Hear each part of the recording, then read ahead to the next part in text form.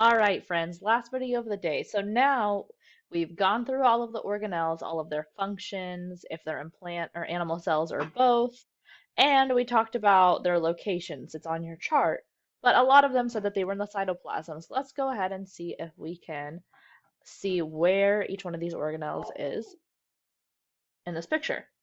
So right here, this is a picture of a mitochondria. Remember, this is the powerhouse of the cell.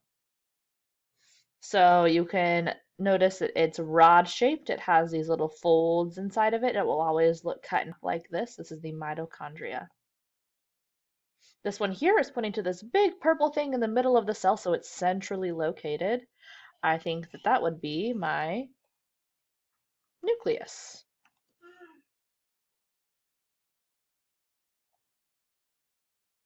Okay. My next one here.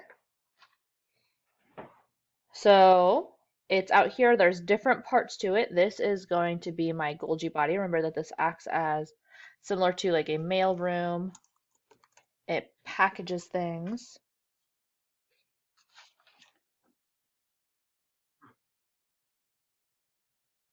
So I'll give you a second to get those. So mitochondria, nucleus, Golgi body. Down here, this is pointing to the very outside. This is going to be my cell membrane. Notice that there are not two layers. There's only one. So in this one, I do not have a cell wall. And a cell wall is present in only one of the types of cells. So this will help you with your questions down here. What type of cell is this and how do you know? One reason that you will know is because this one does not have a cell wall. So I will let you answer that question for yourself. This next organelle here has arrows pointing to a lot of them, and this is because it's trying to point to this tiny little dot. So there's some here in the cytoplasm, there's some that are up here on this other organelle. So I think that this has to be my ribosome. Remember how I said in the last video that there are a ton of them inside of each cell? That's what I mean. There's lots of tiny little dots. Each one of those is a ribosome. Now this here is pointing to the structure that some of these ribosomes are on. So this would be my endoplasmic reticulum, also known as my ER. Remember that there were two types, the rough ER, which is the one that contains all the ribosomes, and smooth ER, which is not pictured in here, that would not contain any ribosomes. Okay, and then this last arrow right here is pointing out into the middle of nothing is what it looks like, but actually it's pointing out into this jelly-like substance that we know as the cytoplasm, the jelly that holds all of the organelles in place. Let's go ahead and I will zoom out so you can see all of them at once. So these are all of the organelles labeled. And one that I actually wanted to add for you that does not have an arrow, but I think is important to know. You see these ones over here that look like little spaghetti noodles right here? These are actually centrioles.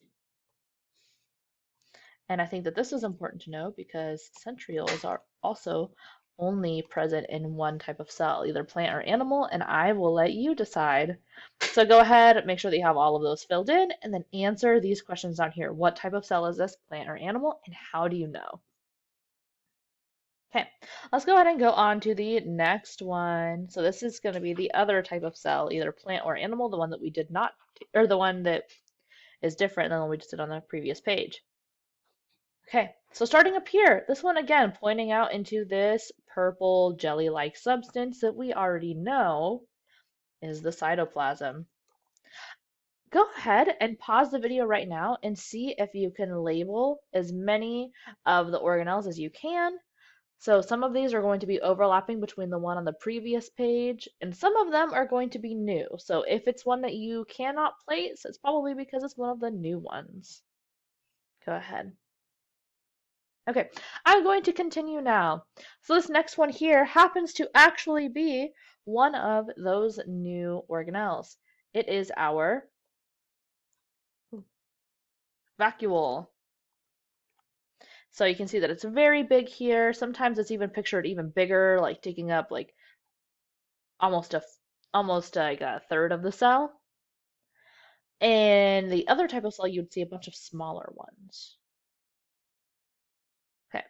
This next thing here is pointing to the very, very outside of this cell that looks very structured, right? It looks like it has a lot of support. This is going to be our cell wall because the one that's here on the inside is the cell membrane, also known as the plasma membrane. Notice that always, always, always, if you're going to have a cell wall, it will be outside of the cell membrane.